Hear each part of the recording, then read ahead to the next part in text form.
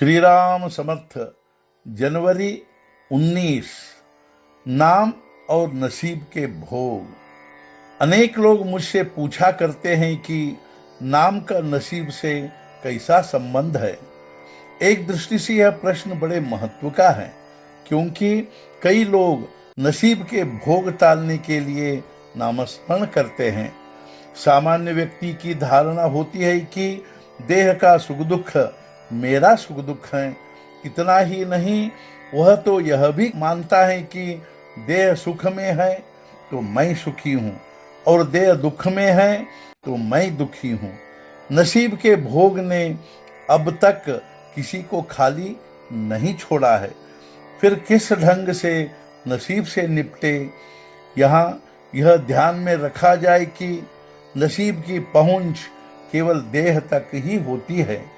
अतः जिसकी देह बुद्धि कम हो जाती है, वह देह के सुख दुख से सुखी या दुखी नहीं होता।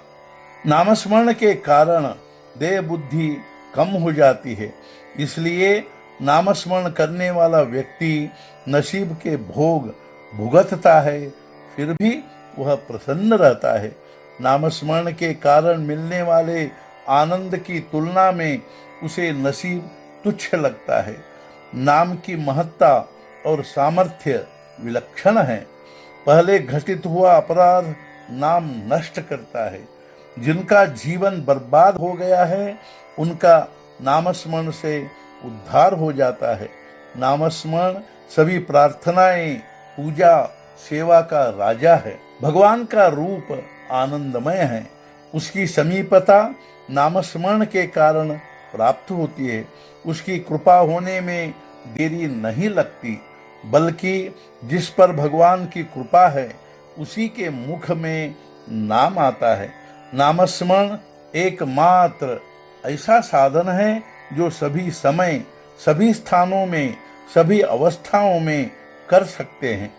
नामस्मरण में उपाधि बहुत कम है, इसलिए निरुपाधिक भगवान के साथ नाता जोड़ने के लिए उसके जैसा दूसरा साधन नहीं है। सच कहता हूँ, कितने प्रकार से मैं तुम्हें समझाऊं। नामस्मरण में अखंड रूप से रहना ही मोक्ष है। नामस्मरण निरंतर करते रहने के जीवन को ही पराभक्ति कहते हैं। जो नामस्मरण में डूब जाता है वही संत है। नाम के लिए प्रेम निर्माण होना संत का सच्चा लक्षण है। अतः मेरी बात मानो, नामस्मरण करना कभी मत भूलो। नामस्मरण के कारण पापी पुण्यवान हो जाते हैं। नसीब के भोगों, दुखों से त्रस्त न होते हुए भगवान ने हमें जिस स्थिति में रखा है, उस स्थिति में संतोष मानो। कभी उसके नाम को मत भूलो। देह बुद्धि कम होना ही पुण्य है और वह नामस्मरण से प्राप्त होता है। नामस्मरण के कारण कली की सत्ता नष्ट होती है। बुरी या विषय वासना से बुद्धि भ्रष्ट करना ही कली का मुख्य लक्षण होता है। उसे जड़ से काटने का काम नामस्मरण करता है। इसलिए नाम धारक को कली की बाधा नहीं होती। उसे प्रारब्ध का भी भय नहीं होता। प्रारब्ध भी उसके सामने तुच्छ हो जाता है। नामस्मरण के कारण शरीर पुण्यमय बनता है।